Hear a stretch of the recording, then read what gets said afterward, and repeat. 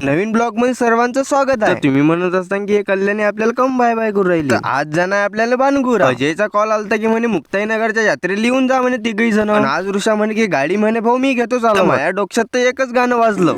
पता नहीं किस रूप में आकर नारायण मिल जाएगा.